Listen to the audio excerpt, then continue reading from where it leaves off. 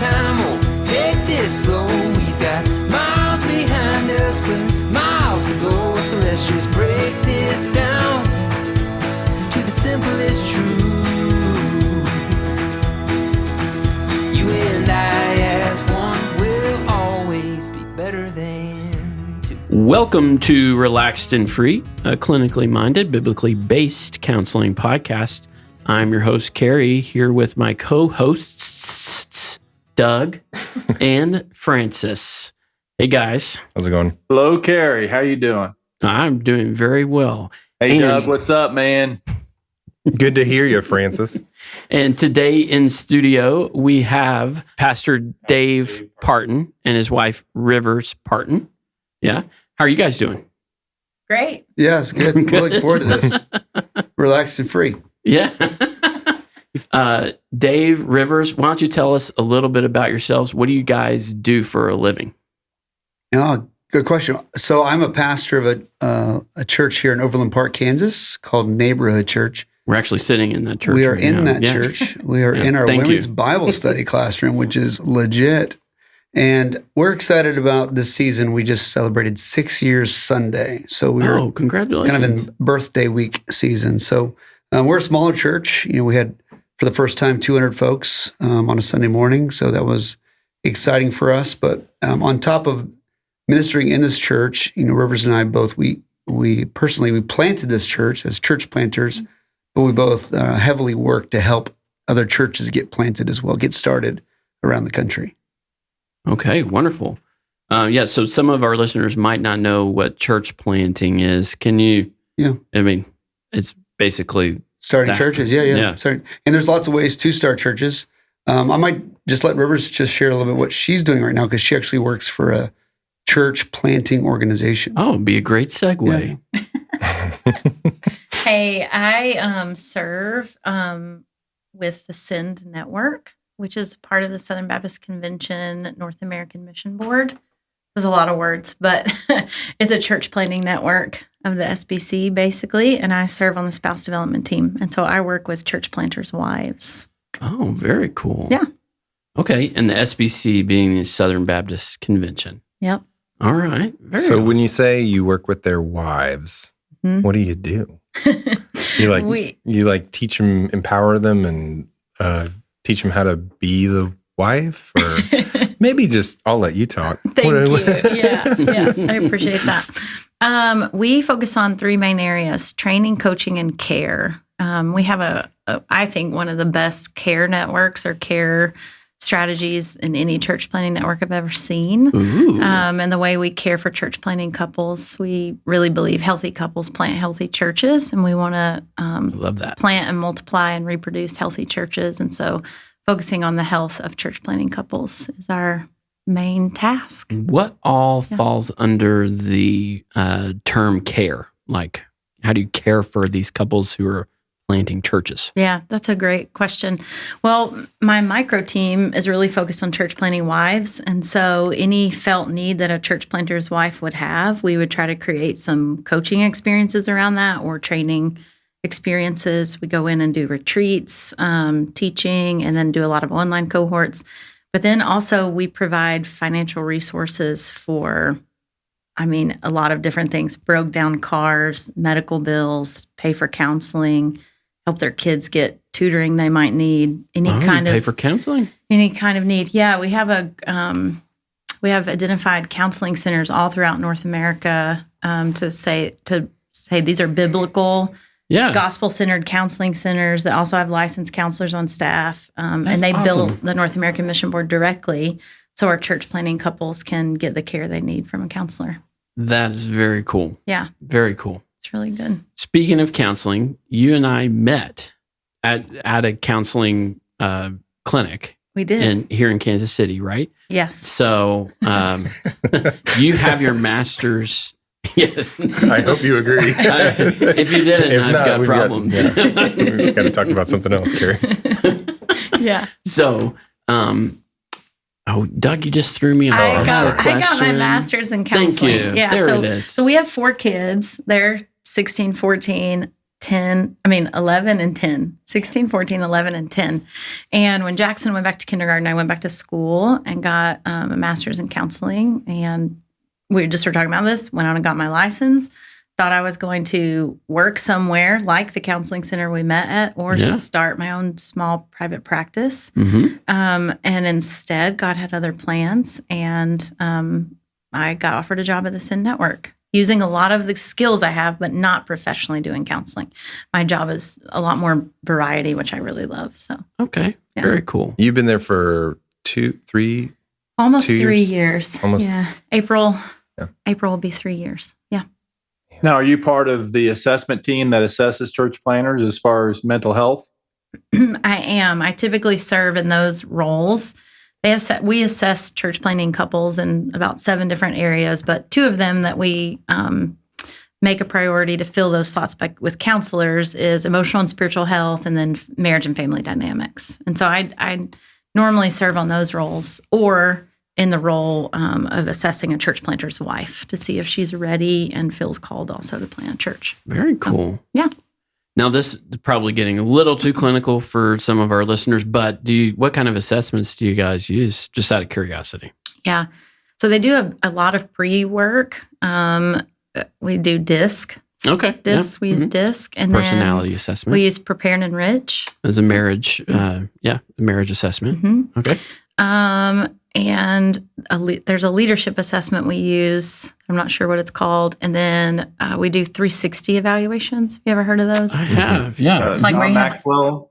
Yeah, you have somebody above you, a peer, and somebody like a mentee or somebody below you. So all areas of your leadership are kind of assessed and evaluated by other people. Yeah. They did those at Dallas Seminary when I was there for the students that were going into the mission field. Yeah, and then a lot of personal interviews during that, what we call a retreat. I'm using air quotes because it feels very intense. It doesn't feel very restful. But our hope is that candidate couples would feel either really encouraged in their calling to ministry and to plant a church, or have a lot of clarity that they are actually not called to plant a church and maybe to move in a different direction in ministry. So, do you ever This have... is just sorry. That's all right. It's just Francis curiosity is question. not here, so I'm in New Mexico right now. I'm taking pictures of elk this morning and catching trout, so I'm having a good time. So nice. I was curious with NAM. I understand you also have a church revitalization arm. Is that part of the Send Network, or is it is part of it, isn't it? Yes, so sir. You do assessment for. It's a different assessment because it's a different gig, right? So, but there is some assessment. I think it's a little more informal and a smaller group that works with those guys. But Francis, you got called sir. Stuff. Ooh. We more gray hair than anyone. So we probably should have introduced the guy on the screen. That's Francis O'Donnell. He works now with Cary at Lakewood Family, but he was also the head pastor at Nolan Road, now the Gathering, for how many years, Francis? 600? I was on staff there for 15 years. I was the pastor for 13. Okay. I was also served as discipleship pastor. So I've been in ministry. I was in ministry for 35 years. Yeah. So that's a long time, bro. Pastor. It is. It is. But I also have 4 kids. So I kind of think that's cool that you guys have 4 kids. And there is life after kids. So it's quite interesting. That's why we're in New Mexico. So and they have a farm now, and they have really good eggs. We went over there one time and they sent us home with a whole bunch of eggs, and that's all Samuel can talk about. I was about to say, now that's the only kind of eggs that Sam will eat. That's all he'll eat. Are these Francis eggs? So anyway, sorry to tangent no there. worries. No worries. So I want to know, how did you 2 meet? Yeah, so we're from the same county in Tennessee. Tennessee? Called Tipton County. Tipton. And our high schools were rival high schools, like any good high school. Of course. Love story should begin. We're 3 years apart, and we went to different youth groups. But our county, kind of some key youth pastors did things together, like camp and some retreats and just like youth revivals. We did those together. So we knew of each other. And when she was a freshman and I was a senior, we were put in the same share team at camp. So it was our first time to kind of see each other, know each other at that sort of level. And but being 3 years older, we weren't thinking romantic things at that moment. But as we speak for yourself, yeah, that's right. No, we're good. And then a year goes by or so, and I'm coming home from college. I went to college an hour away, and that summer we began spending time together in kind of a group, just a mixed group of guys and girls from the youth group. And I found that we tended to be the last two people to leave the house and end up talking on the deck and having those kind of conversations, and decided when she was 16, I was 19 to be boyfriend, girlfriend. So when she turned 18, I turned 21. We got married 2 weeks after high school graduation. No kidding. No, it was good. So that's a little bit of the quick part of the story. But, yeah. And now we have a 16-year-old, and we're like, who let us do that? Yeah, that's right. Exactly. What was anybody I actually around saw us? your proposal on Facebook. Didn't you put it on Facebook, Rivers? Probably. Yeah. Yeah. So I sang to her. This is so youth pastory. I sang to her at a youth True Love meeting. Waits rally. It was a youth meeting. Yeah, it was a True Love Waits rally, and my Christian rock band did the music at it. But she was the organizer. She was the student organizer, and that was going way too long, right? But I had all this stuff planned. The last thing of the night was going to be me going out and singing this song to her, and that ended with "Will You Marry Me?" with a melody part to it. And she nodded yes in the video. Everybody screamed. So we were just like the first people to get married of our friend group, and the first people that have weddings and all this stuff. And then from then on, we just got to be the ones watching everybody else get married for a long time. But yeah, we enjoyed getting married young. What was the name of your Christian band? It's called Overflow. Overflow. Yeah, we rocked. That's our tagline. We were so new. Our band email was theband@hotmail.com. Yes. So that's how. That's been taken since then. Oh, I'm sure. Unless you kept it all these years. Yeah, so that'd be a little of our story. But I think there's probably some nuance in my upbringing and her upbringing. Okay. That kind of helped us find one another. Why youth group was important to me, why it was important to Rivers, and where we found that being some of our favorite places to be, as teenagers. Do tell. I'd love to hear that. Yeah, so for me, my background is my parents were believers, or are believers, but they were active, and we're from Florida. My dad's a Navy chief, and he lived in Florida, then Maine, and then Tennessee, and of course, we traveled with him. So those seasons for me were good. It was a season for me to learn how to make friends. So I learned to initiate. If I wanted to have friends, I needed to go find them, sort of that personality type. Yeah, which helped me become the kind of minister that I am today. But I feel like my father is extremely loyal, and my mom is a social gatherer. So I'm a little bit of mix of those two. Okay. So when we moved from Florida to Maine, we stopped going to church for 4 years. So spirituality wasn't very common in my family. We prayed before meals. Dad was gone to Iceland looking for Russian subs back in the Cold War those days. Oh, wow. And so we prayed before meals, but we'll just say the churches in Lisbon, Maine were very different than Jacksonville, Florida. We'll just say that. I believe that. So when we moved to Tennessee, I remember being in Maine. I'm sure it was snowing, and it was like, hey, when we go to Tennessee, we're going to go back to church. And I was like, sure, whatever you guys make us do, we'll probably do, right? Yeah. So within 3 months, though, after hearing the gospel over and over again, this First Baptist Church, Covington, Tennessee, Christ grabbed my heart and was like, I want you to be in my family, and you need to go tell your youth pastor you want to be a Christian. And he led me to the Lord that night, and it was a sweet story. Got Very baptized with some of my friends. I got saved that same night. So, so I'm a young teenager at the time, and just realized as I got older and older in high school, very few people wanted to live that way. I was kind of in a minority.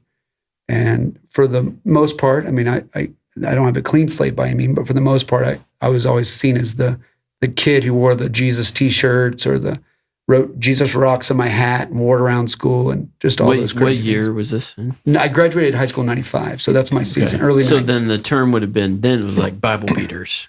Yeah, maybe. I mean, I think it was like Jesus freaks. Like I thought that was a 70s term. Okay. No, because that's 94 when that. Well, that was really? that was okay. a 70s term. You're right, Yeah. but That's right. Well, you're thinking about Jesus people in the 70s. Oh, okay. Yeah. All right. Yeah. Yeah, I wasn't there, so. Yeah. So when I realized that, okay, if I wanted to have that sort of dynamic of a friend group, it had to be within like my church. But the church my parents had me going to wasn't this specific church anymore. It was a different church in the county. It was like all the popular guys. And we'll just say they weren't running with Jesus very much. They would go to the Sunday school class, but the conversation was not how do we memorize the Bible or follow what it's saying. Because they were popular. Well, no, I just like I'm that just crowd. kidding. No, Just because they're popular. kidding. But the things they wanted to talk about made them popular in school. We'll say that. Gotcha. And yeah, at least in Tennessee for sure.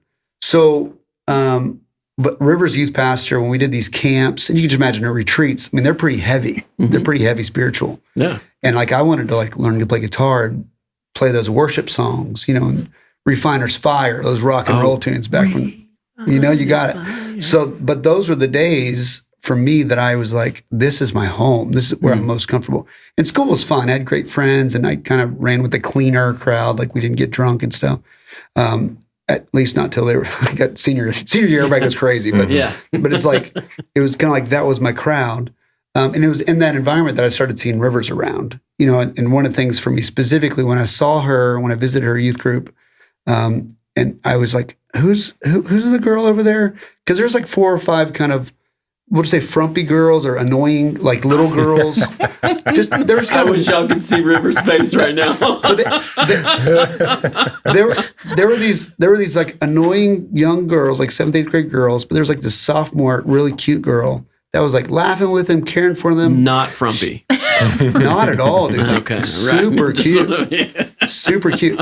So not only did she stand out in that way, but I recognized that was all intentional. And like the maturity there and the leadership there, I was very attracted to that. So that's kind of what, from my upbringing and then the involvement within youth group and then finding who are my people that want to run after Jesus as a teenager, the spirit inside me kind of guided me to the same kind of people that she wanted to hang out with. So when I came back from school and that friend group kind of met, within that friend group, she kind of rose to the surface. So very cool. That's a little bit of my story, but it has these parallels of getting to be up front, playing music and these kind of things inside of kind of a growing county of Christians, but also going to college, and kind of being disconnected at times and visiting back home. Yeah. And I think from Rivers, perspective, like her lens into the situation is going to be different, right? Let's hear it. Where she's coming from. So I'd like you to hear that kind of back to back pretty close so you can kind of see how the two stories kind of mesh together. I would like that as well. Rivers, take it away. Well, you're up. Yeah. I did not grow up in a Christian home. My parents are very dysfunctional, actually. I don't know my biological dad. I didn't know this until I was about 16. I mean, I knew that I didn't know my biological dad, but when I was about 16, my grandfather shared with me that I was so close with him and my grandmother because after I was born, my mom left me with my grandparents until I was almost 2. And my mom returned home because she was pregnant again with my sister. Oh, wow. And then at that time, my dad was involved in an armed robbery and went to prison. And so they divorced. And my mom and my sister and I lived with my grandparents until I was 5. Then my mom remarried when I was 5 to a blue-collar, salt of the earth, really hard-working guy. From Missouri? From Tennessee. Oh, okay. From the hills of Tennessee. Cumberland. And he, super hardworking guy, but also some pretty major anger issues and abuse in his own past, and was physically abusive all throughout my childhood. And so actually when I was 17, my mom had gotten caught up in a drug ring. I know this sounds absurd. It sounds not real, but it is. Caught up in a drug ring. It's your own movie. Yeah, that's right. And institutionalized for drug rehab and mental health issues for about 3 months. And at the end of that 3 months, I said I was going to go on this youth retreat, and my stepdad said I wasn't going to go, and I said I was going to go, and then he said I wasn't going to go, and then there was a huge physical blow up where he pretty severely beat the crap out of me. And then I left. And Dave's parents, I was dating Dave at the time, and I think Dave had you had a lot of indication that my family was different than yours, but probably not the depth of, I don't know, dysfunction and chaos, because it was very embarrassing for me. So I didn't tell a lot of people. Sure. But Dave's parents, Dave's mom in particular, I walked in the door and Dave had kind of prepped them, like, Dave's dad's been really abusive to her. River's dad, not Dave's dad, my own dad, has been very abusive to her, and she's staying with this friend. And anyway, his mom walked over to me, and after seeing some bruising on my legs, just looked at me and said, "You don't ever have to go back. Oh, praise God. You could live with us forever, even if you and Dave broke up tomorrow. Like, that is, you should never live there ever again." And so I look at ministries like, well, I'm blanking on the name, but it's like informal foster care, basically, or like kinship placements within the church. And God just really used the family of God to care for me throughout my senior year. Praise God. Yeah, so it's really sweet. But I met the Lord actually before that. We lived in a trailer park, and there was this really fundamentalist Baptist church near this trailer park we lived in that brought clowns on Saturdays. This is one of my favorite parts of your story. They brought clowns on Saturdays to the park to minister to kids. And my younger siblings wanted to go. And my mom was like, "Well, you have to go with them in case it's not safe," which I was like 12. So I don't know what I was going to do if it wasn't safe. But shank them. My sisters and I went every Saturday to this clown ministry thing, and they would share the gospel. Then they would walk you home and ask for your parents' permission to pick you up for church the next day. And they had school buses filled with children from lots of different, low-income housing areas in the city of Memphis. We lived in the city at the time. And this little church had more children, by far, like triple the amount of kids that they had adults in this place. And they just shared the gospel with us. And I, within a couple months, remember asking the youth leader why everybody was so nice to their kids there. And she was like, "What?" And I was like, "Everyone is so nice to kids here. Like, you're not annoyed by children. You seem happy that we're here." And I just I was experiencing, I think, what family looked like for the first time, and watching people treat one another with kindness and love and different stuff like that. And eventually just asked, the pastor actually was teaching on 1 John and shared how great the love of the Father's lavished on us, that we could be called children of God, and that is what we are. And I just remember asking her, "How do you become a child of God?" And she just shared the gospel story with me, that our sin separates us from God, but we're able to come into reconciled relationship with God because of what Jesus did on the cross when we admit our sin and repent and believe. And so I was like, well, I want to do that right now. Like, I'm really excited about being part of God's family. I was 12. Okay. Yeah. And the next year we moved about an hour away. And I know it's terrible because that's like so rough. You finally find family. I know. Oh man. I know. But it was also interesting because, like I shared with you, it was a fundy church. So it was very fundamentalist. That year, I know what that means now. Now we actually had an entire podcast talking about that word. That's awesome. That year when my mom took us school shopping, it was like 8th grade. By the time we moved, I was like, I'm not getting any pants. I'm wearing all skirts from now on because it's what God wants me to do. My mom was like, "You're a fool, and if you spend your school money on skirts, like, you're not getting any pants later." And sure enough, we moved, and within like a month of school, I was like, "Please buy me some pants. I look like a weirdo." But this sweet little fundamental church, they were like, "Hey, you need to be a part of God's family locally where you live now. We can't, it's not really sustainable for you to travel an hour to go to church with non-Christian parents, and our bus ministry doesn't reach that far, And so I went straight up to this kid in middle school who had a big, huge cross on, like full size of his chest, wooden cross. Clearly somebody had made it. And with Sharpie, he wrote on it, "Jesus rocks." And I just went up to him and I was like, "Do you go to church somewhere?" And he said, "Yes, I do." well, where is that? And so he told me where his church was and what time they met. And Is this the drummer in Dave's band? It was the bass player in Dave's band. Saw that coming, didn't you? Yeah, I didn't meet Dave for a couple years later. I don't know why I went drummer. Yeah. Yeah. So I just started going to this church, and you heard Dave mention that even he was at another Bible teaching church, but the youth group wasn't that solid. Our church had a full-time youth pastor, which was rare in our rural area, but he was also just a really excellent discipler and minister, honestly, and still to this day, one of our best friends, he and his wife, Jenny.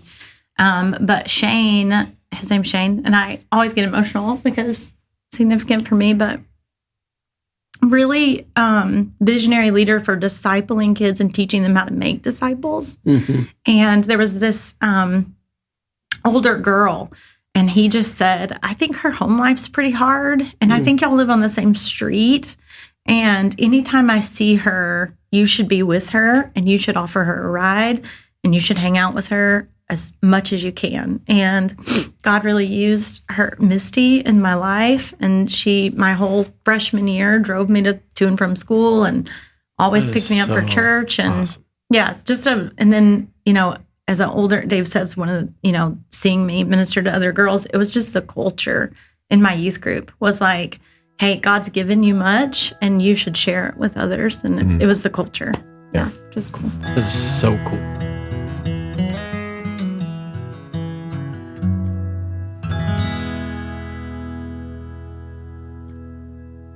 At Lakewood Family Therapy, we aim to be your refuge in the storm.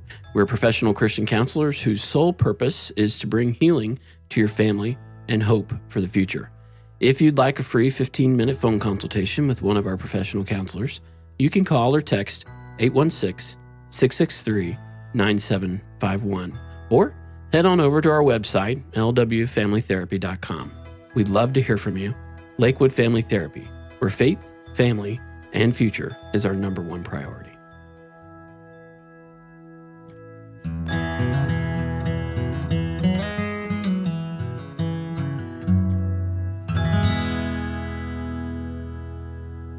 First of all, I do thank you for sharing because it's a beautiful story. My story is kind of like that because, my wife, she was the first one to tell me about Jesus and grew up in a really unstable family. And you hit the nail on the head when you talk about church became family. For me, it was that Lord became father. I grew up fatherless. And so I appreciate you. And I appreciate sharing the story because it resonates with so many people out there who didn't grow up, in church and who didn't have the stability that you had.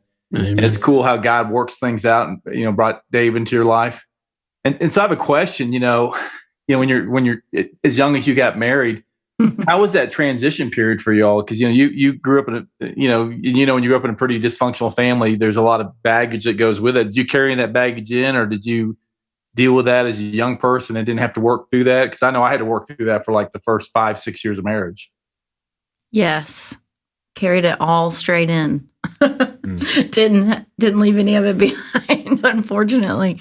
Yeah. We, I think still are processing and learning and even have some deep rooted communication habits that are from growing up in just such opposite backgrounds. Sure. And so, yeah, but the first year was really terrible. And everyone's like, the first year of marriage is so wonderful. And I was like, that's interesting. But we just did not know how to communicate really at all. For our listeners that can really resonate with that, what would be one just word of encouragement or one piece of advice that you would give them? Maybe they're coming from a similar background as you, Rivers, and they met the love of their life in church and who didn't have, as much trauma and that kind of thing, and they just are communicating on different wavelengths. Mm-hmm. Yeah. I would say get individual counseling and get really, really good premarital counseling. We had some pastoral premarital counseling, honestly, but it was just really, it was Dave's face. It was very We need to get cameras. Shallow. Here's the interesting thing about Dave and I. We don't fight about anything important and really never have. Like, we don't fight about theology, God, parenting, money, major purchases, like foundational life decisions. Yeah. We don't fight about Values. any of those things. Right. Like, we mostly fight about the way we communicate with one another. And so it's really pretty basic stuff. Yeah. What would you say? Yeah, well, a little bit coming from my family of 4, pretty stable, older sister, super smart, but there's only probably a couple of years that her being having a bad attitude. She didn't fight through some of those things. I was like the golden retriever puppy son. It was like whatever's happening sounds great to me, and I think you even had blonde hair. At this I stage, did. right? I dyed it just like a golden retriever. It was perfect. And marrying Rivers, this is a true statement. 2 years we dated, not one argument. And then our whole honeymoon, not one argument. Within a week of getting home, we had our first argument. And I pretty much kicked a box to death. Like, there was a brown empty box that I was like, I had never done that in my life. I didn't know what that was. And I had grown up, oddly, for 21 years, basically, thinking all pain is sin. It was horrible, almost like if that hurts, then I should run from it, basically. So to learn from pain and to know what that was like, or to talk about that, looking back now at 45 with my own parents, like, we still see them stunted at the same place they were when they were, Rivers and I have grown up a ton, and, being in ministry for 25 plus years now, we've seen lots of pain and learned that pain develops us, and we can even, it's even hard for me to say, like, we can even pursue it at times because it will be good for both of us to work through this situation. But because I have so many initial bad experiences with pain, like this first year, she's my first 10 years in a lot of ways, that I will quickly just turn away, and assume that whatever victories on the other side of working through this is not nearly as healthy as the way I'm gonna act to get to that space, how much I'm gonna hurt her to get to that space. So I'm still learning 25 years into a marriage, when to speak, how to care first, how to defend second, just some basic things that probably most people learn a lot earlier. But I don't know, bro. Okay, I'm just sharing a little insight into where I'm at today. But I would say some encouragement would be care first and defend second. I love that.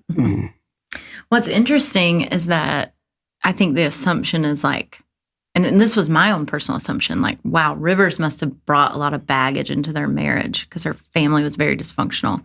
And Dave's family spends all their holidays together. They always hold hands. They always pray. They're connected, But Dave's family actually had dysfunction that's affected our marriage just as much, and maybe more in some ways. It wasn't as loud. It was not as loud, but it was very, just like anything hard or difficult or painful, we don't talk about. It's more avoidant. Yeah, avoidant at all cost. And my family was just screaming and yelling about everything. And so it was, and our counselor said this to us, what a setup. What a setup for you guys. Like, you walked in just processing everything out loud and yelling about it. And you were like, well, we must be getting divorced now because there's nothing to talk, like, blah. Yep. So, and then we never got divorced, by the way. I know, we did not. Well, if you did, this is pretty awkward. Awkward for you to find out about your pastor and his wife. Right. I love this is how we get it. I do too. It's helpful for people because they have this. It really is. There's this pedestal that they place people ministry on, and and these weird expectations. But the honesty will help people heal. I mean, they're going to learn more from your brokenness and your pain, and not that you're not a great preacher, but when you can stand up there and say, hey, we made it through this. You really can. Yeah. We do have a lot of empathy. I think there's when people come with us with hard things, if you'd shared those with me at 21, I'd have been like, man, you must have a lot of sin. Mm-hmm. And now at 45, I'm like, yeah, don't we have a lot of sin? This is, Right. Yeah, we all right. Yeah. So now that sympathy, empathy component. I think there's a wisdom that comes with age, of course, but there's also the Spirit guiding you, recognizing there's fewer crazy people in the world, or we're all crazy, one of the two. And to be less judgmental, walk alongside. There's a story. There's probably parents or a sibling or a lover in the background of this person, and then to care for them while you listen versus quickly judge or assume they're got some secondary reason for this conversation. They might just want to have a friend, and a lot of people that Rivers and I have met in the neighborhood, and even that have come to our church. If I say most of them, they just needed a good friend. So, and we want to become those kind of people. Yeah, I think that's a really great message that I have to keep reminding myself, is that if we just make the judge the book by the cover type of a thing, you're going to miss a ton, because you don't know, I'm kind of repackaging what you're saying, but you don't know what they've been through. But what's even more interesting this is more, I guess, of what I have to remind myself of is some people haven't realized that yet, right? So while we work on it for ourselves, it's also important to remember that those other people may not recognize that that's how this is, and that other people have a story. And so I then turn and judge them for judging that person. Sure. Right. And I'm like, well, wait a minute. Stop. They may not have realized that yet. Like, you need to pump the brakes. And so it's multi-layered, and it's really fascinating to see, because, you can go anywhere and learn this beautiful story that, just a guy sitting alone at a bar, he may never tell anyone ever again, something like that. So, well, and I would add on to that, something that I've been learning really the last couple of years is, I think a lot of us who have come to the conclusion that Dave has, which is, man, we're all sinners in need of a friend, right? We will kind of sit back in the corner and not engage someone who is being a fundy in that moment, right? And maybe they're coming after someone for, having a past or whatever, and we just we'll hunker down in the background and not watch it or whatever. But I think we've just done a disservice in the church for that. Not that we have to scream the other person down or anything, but to even insert ourselves into moments like that and say hey, this is not okay. Yeah. And it's not okay that that you're treating this person that way. And I think, we just need a little bit of a backbone. And Rivers, from your story, whereas it was Dave's mom that really exemplified that, I thought, when she said, "You don't ever have to go back there." I love that. Yeah. I love that. She's a real sweet lady. Yeah. So have you guys seen, you guys have been missionaries. We're kind of glossing over giant portions of your life, but you guys have been missionaries in Hungary. That's how I came to meet you guys. Neighbors with my cousins in Hungary. Oh, yeah. We were on a European jaunt before we were going to start having kids. And then we spent a long weekend in Hungary, and my cousin asked, "What are you guys doing for a church?" And we kind of had started shopping. We were looking at Francis's church, but it was 25 minutes to drive there. So we're like, we need something in the neighborhood, we need community. Anyway, and he's like, yeah, some of our really good friends, they just lived a few doors down, just moved back and started a church, I think in Kansas City, maybe Overland Park. And yeah, we looked it up. It's 2 miles? Yeah. That's awesome. It is 2 blocks from the church we were currently at, looking for another church. And I'm like, this is ridiculous. I love that story. Yeah. It shows how small the world is. Yeah. Yeah. And just the orchestration that God does to. Yeah. So you guys have been in ministry in multiple locations throughout the world and the U.S. We've been asking this question of, is the American church in a mental health crisis? We don't necessarily need to explode that here. But given what we've been talking about, and sometimes this reluctance to kind of reach out to the others at times, which is not you guys for sure. Like I've seen you both do this beautifully. And I think the growth that Neighborhood Church has sustained really proves that out. But just with the exposure of all your other ministries and the things that you've participated in, do you think there's a problem there systemically? In the American church? Yeah. Okay.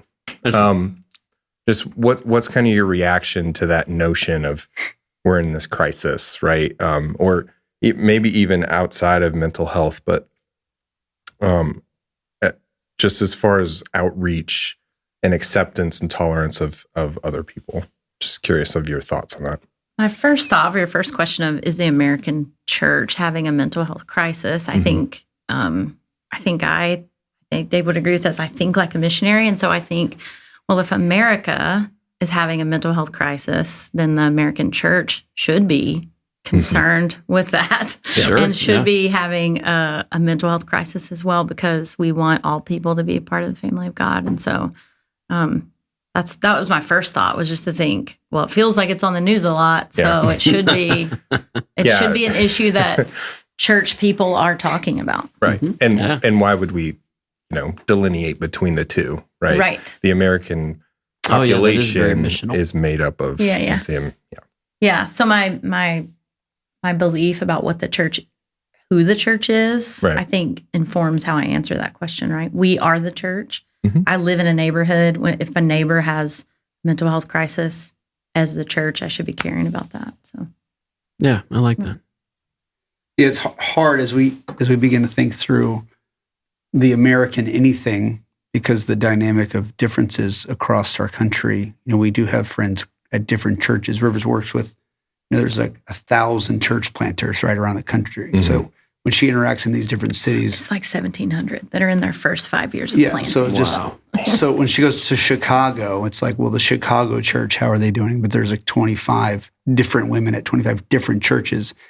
And I'm just using this as an example, but those are all in the church planting stage. So it makes them very different than the 20-year-old church or the mega church that's down the street. Or a 200-year-old church. Yeah. Right. But we call them the American church. So it's really hard for me sometimes to wrap my mind around, like, is there a problem with sports? It's like, right. Well, which sport? Yeah. You're like, they're all so different. Yeah. I love that nuance. Yeah. Yeah. I'm just like, the people of God is the American church. Yeah. Mm-hmm. Yeah. So if the people of God live in America, and like the scriptures tell us, we should, what does Jeremiah say? Plant gardens and care for the city. It's really good when you know a verse, but you don't really know a verse, and you want to just care for the needs of the city. Yeah. Live, make yourself there. Live. Yeah. I would say when you have a church that's open-handed, our church for a while was a third pretty churched people, a third nominal, they've been to a church before, and a third like that's just never been their thing. So that puts you over half people really even know what normal church was like, because they've never really been that plugged in. So when you have that dynamic, you basically have whatever your neighborhood makeup is. You have those kind of people in your community, and some aren't believers yet. So I'm not saying that when you become a Christian, all mental health goes away by any means. Hopefully, the track of seeking healthier life, seeking help, and openness to talk about it and gain access to more people, that community tends to be better than being alone in crisis. Yeah. So I think the church does provide that community. I think the church itself, depending on which style of church you go to, or type of church you go to, or maybe even denomination, maybe if you want to even get some more, generic in the sense of going, this entire denomination, are they in crisis over this other denomination? It gets kind of just real hard to talk about, right? Oh, because yeah, for sure. All of our denominations, like, which one's the good one? Right? Like we're all struggling right now. We're all struggling. Right. So I think it's good to say, yes, we need help. I think when you get into a place, anybody in a large organization, or even, especially the church, and you begin to say no to that sort of question, are we in crisis? I think your head must be pretty deep in the ground, because there's for sure a crisis going on. And I think in 2022, with technology where it's at, with parenting where it's at, with schools where they're at, I mean, there's a lot of people trying to solve the crisis, right. Depending what angle you go for.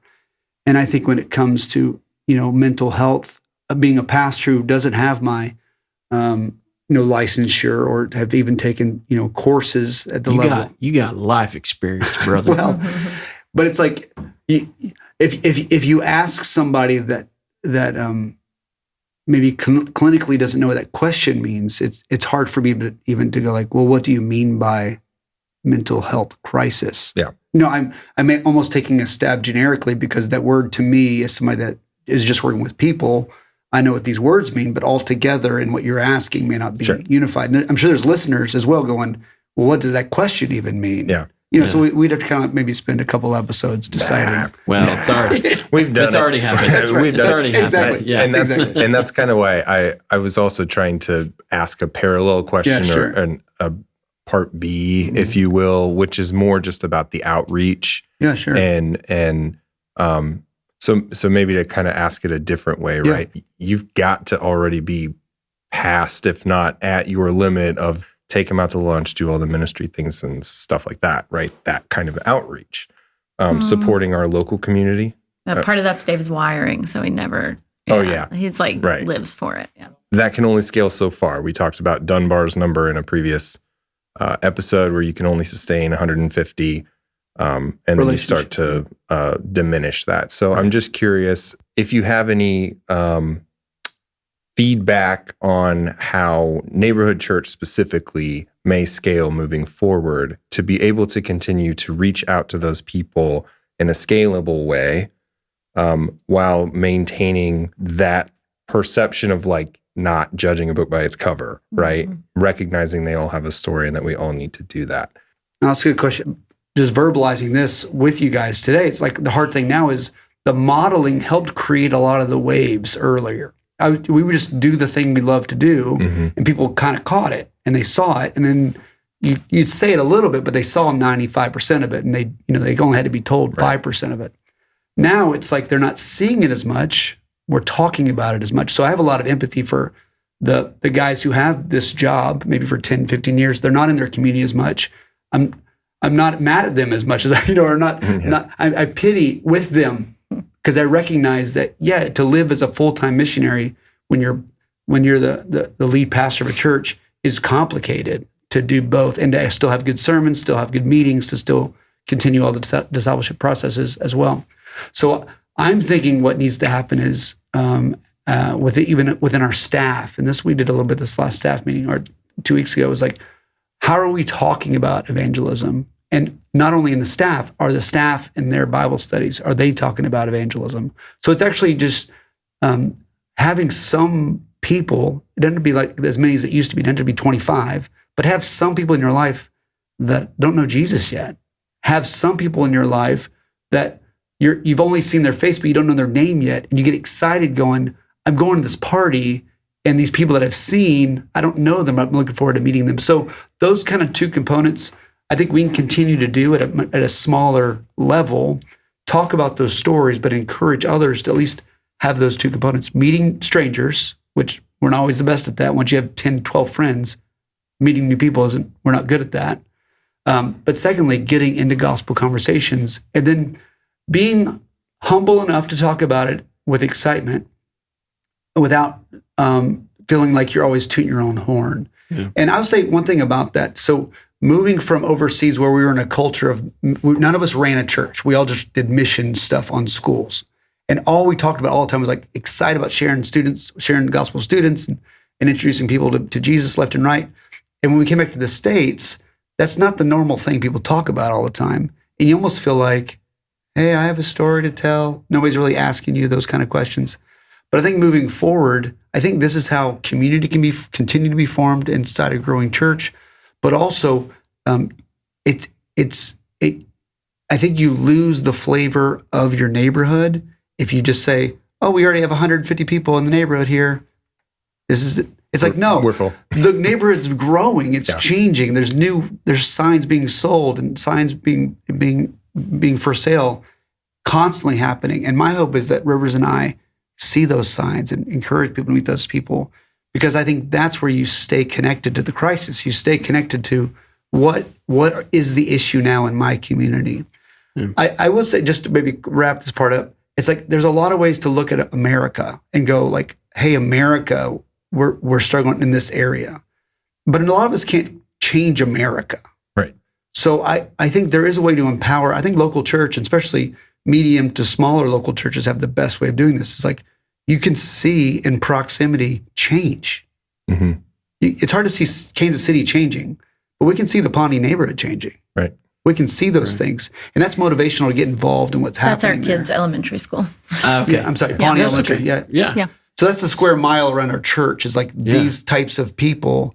But my hope is that when we see the crisis, we weep and we pound the table and we act. Yeah. Mm-hmm. So then the American church is in a mental health crisis, and that's important to us because we are American, right? And which is what I hear. That's the context we live in. Yeah, that's which is what I hear Rivers saying. Living in, and then Dave, what I hear you saying is that the church can act into that, and that the church can have an impact into that. Any pointers or anything from either one of you, Rivers or Dave, in terms of, okay, how does the church address this mental health crisis? How do we encourage people who are struggling with anxiety, depression, or struggling in their marriages, struggling with family dysfunction, that kind of thing? I think to summarize a little bit of what Dave was saying is just to befriend people, care about them, and want to help introduce them to Jesus in a saving relationship way. Not that cures mental health. It doesn't. Mental health is broken biology often, right? So we're not curing that, but I do think the hope of the gospel brings hope even to... Hope is a lot of times this is the best medicine. Yeah. For things that it's not going to be a amen to a salvation prayer and things are all better. But I do think Jesus and having the presence of the Spirit does bring hope into people's lives. And so I think it's living like missionaries is how we help reach into any crisis that's in I think we have an educational crisis. I think we have a fatherless crisis. I think we have, there are kids with food insecurity in my neighborhood. I think we reach into all those issues with offering people Jesus as best we can, Well, and community, right? Yeah. I mean, it's similar like to your story, like you being able to go stay at their house. That's right. Like that's a godsend. Yeah. Well, you look at kids in dysfunctional homes, and I people ask me all the time, like, how are you? Because I could tell you more stories about some of my siblings, uncles, just like dysfunction after dysfunction. Like, how are you? So who you guys are or whatever, and I always say it's Jesus, but I also think that the church provided me some really helpful factors of resiliency in my life. There were people I could ask for help if I needed help with something. And I could tell you a ton of stories about just crazy stuff the people in my church did. This guy fixed my car one time when I was in high school, like just fixed the gas line on my car, just practical. Just did it. Just fixed it. Yeah. So, and on different stories. But, I think the church provides people that are in crisis with a lot of different help. But so it's not just like a counseling center. It's almost just availability of being there. Like our church is too small to have a counseling center. Like we don't have a counseling center. What I will say is that Dave and I have enough knowledge of when someone does need to be referred to a counselor. And we know counselors throughout the city that are, clinically good, licensed, good counselors, but also Jesus centered. And so Christian counselors, if you will. And we know some churches, we know some larger churches that have counseling centers that offer those services at reduced rates. And so I think that's a big helpful thing, is just helping people get connected with resources in our city. And when you're in a crisis, you don't always have the bandwidth to like do all that research, right? No, you really don't. So can Dave and I, when somebody calls our number on our website, we can say, we don't have a counseling center, but Westside Family has a really great counseling center that's near us in Lenexa. Yeah. And here's the number, Very and cool. I'm going to text my friend that's there and let them know you're going to call. That kind of stuff. So, and so the rest of like the elders and the staff, like they're guided to kind of follow that same template, right? Like here's kind of like, if you get out of your depths, punt this. Oh, for sure. Right? Yeah. Okay. Yeah. The good news about our community is pretty much we're all friends. I mean, there's very few that are on the outliners, like that wouldn't say, hey, my friends are at my church. Yeah. Just me. Yeah. Good luck with Doug. Yeah. And I would say to piggyback on what Riv said, when you know that God can do more in a minute than you can do in a lifetime, it allows you to have the hope for people in your neighborhood that doesn't have to be an endless cycle. Yeah. God can do something tomorrow and things will be different. And in any of these scenarios that we're sharing, like God we see in the scriptures, we've seen the stories over the last 30 years of our own lives. Like you can be invited to a new place and your life starts a new direction. Yep. And it almost always involves the truth of the gospel, that he saves you and the kingdom starts now, and that there's new brothers and sisters that are going to love you unconditionally. And in those environments, I think that's pretty key. Like allowing people to be a mess is a big deal. And we've been on staff at places and in places where people didn't feel comfortable being in process of healing from their trauma, recovering from addiction, being sad. Yeah. Was there something that the either the church staff or church membership was doing that led to people feeling uncomfortable being in process? Or is it just the fact that they were in process that wasn't, that can be uncomfortable in and of itself. Yeah, for sure. Yeah. I think it's culture. So it's like if you're in a church culture that is highly critical, highly performative from the front even, that communicates something. Yeah. And so if there's never a flaw, there's never a da-da-da, that communicates, I think, to people, wow, they really have their crap together. Even like here. on like a subconscious level. Yeah, I think so. Yeah. I think it speaks more than probably any document. So we intentionally make mistakes with the sound system messes. I'm kidding. Doug runs our sound. I'm kidding. I do. Kidding. We don't have to work hard at making mistakes. It happens naturally. But I think if you're trying to engage new leaders, like we have you have a young musician on stage. They're not as good as the paid drummer that some churches have, where you have a new person doing the welcome and they stumble over their words and different things like that. And then I think in our discipleship groups is a big deal. You let people say crazy stuff that's not biblical, and you don't always have to correct all of it. Why'd you look at me for that? God is big enough, but those are messy, hard things. Oh yeah. If you turn church, when I say church, I mean like the gathering. If you turn the gathering of the body of believers into a performative show, then people who are a mess aren't typically very comfortable in those environments. So Dave was just super wise when we launched services and said, we're going to have a simple Sunday service that's really reflective of who God has brought here. And it's going to be really simple. We're not going to practice. Our worship band's not going to practice for 55 hours a week. It's going to be the musicians we have here. And I'm going to teach somebody to play this. And I'm going to, like our daughter plays drums and she's very good though. Yeah, to be fair, she's very good. She's 3 years old and she can just she's a YouTube 14. sensation. She's 14, but what I hear you saying is that there's a missional aspect to the way that you don't overperform in the way you set up your services, so that people whose lives are a mess can come to your church and feel comfortable. Yeah. That's my hope, man. That's a big prayer of ours and a big hope. And this is from a missiologist who I have the privilege of working with at the Sin Network. But Brad Briscoe says all the time, like, to create a missionary culture, we have to change our scorecard. And so our scorecard at Neighborhood Church, while we have said multiple times that we had 200 people on Sunday. Well, it was a big accomplishment. It was a big deal. It's a great score. It was a big deal, but we're not, that's not our score. Our scorecard is not how many people here on Sunday mornings. Like, it's having bad drummers. 14-year-old girl drummers. I said she was good. No, she is really good. She is my favorite percussionist of all time, of course. But in reality, what is your scorecard, and what is Brad talking about when he's saying that? And what did you call him? A missiologist? Missiologist. Oh, I haven't heard of that. It's a professional missionary. Someone who studies missions. Yeah. Studies and strategy. Missionology. I learned something. Study.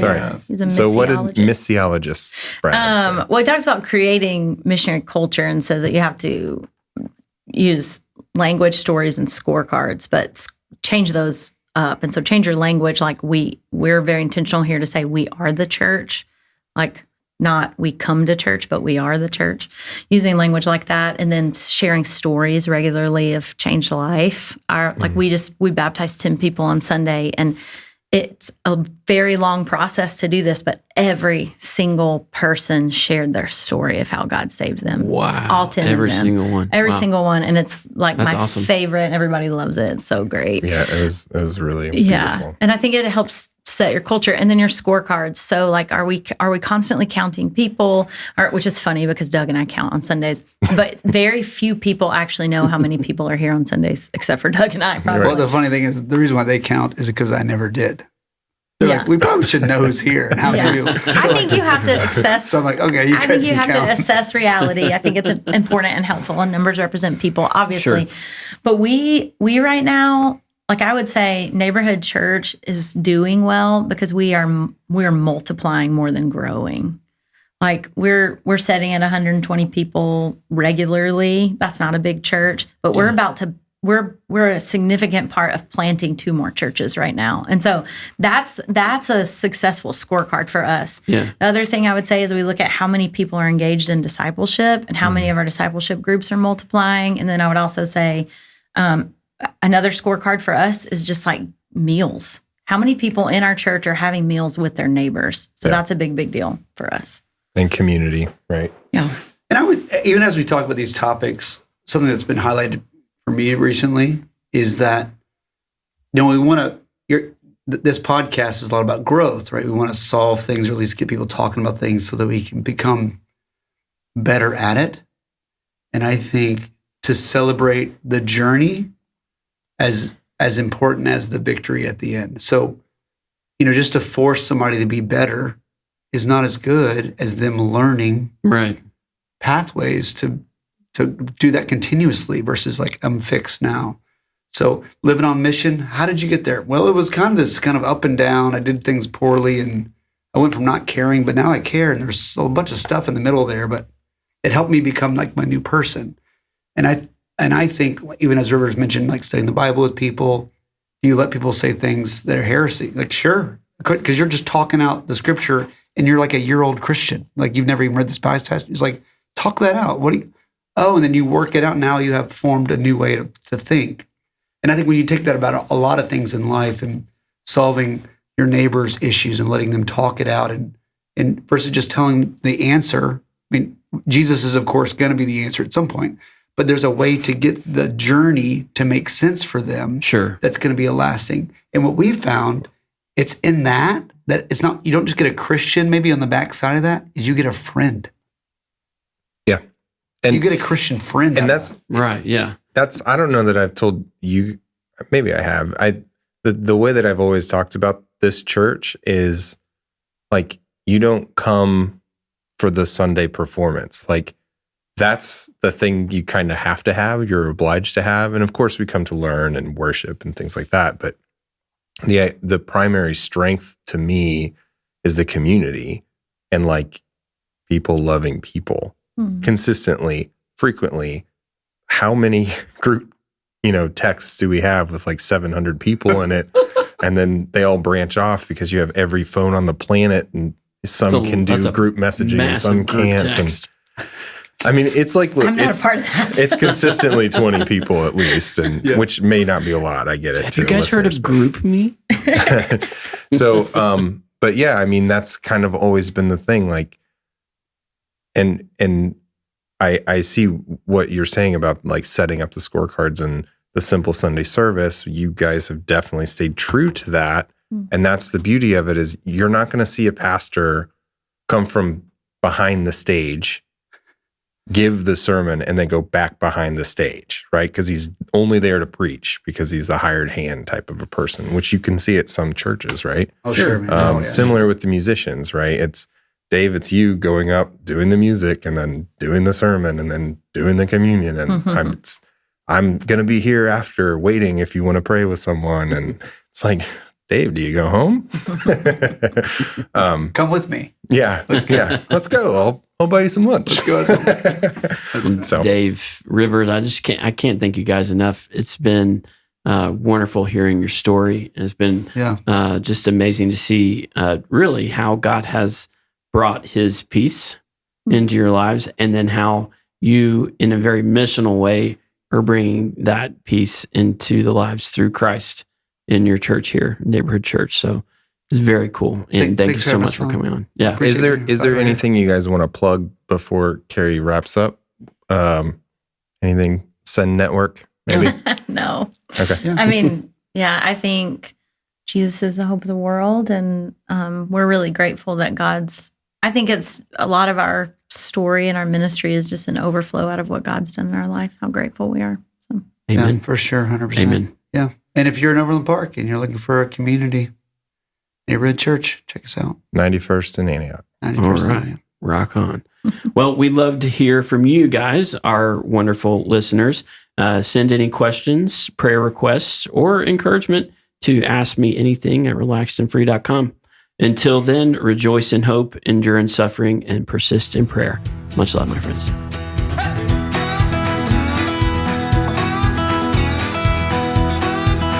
Relaxed and Free is a presentation of Lakewood Family Therapy. Catch up on other episodes wherever you get your podcasts, and please rate and review. Every review honestly helps us bring you this content. Production and engineering led by Doug Bonebrake. Recording done by Chris Renfro. Stay relaxed and free. Let's not waste time, we'll take this slow. We've got miles behind us, but miles to go. So let's just break this down to the simplest truth. You and I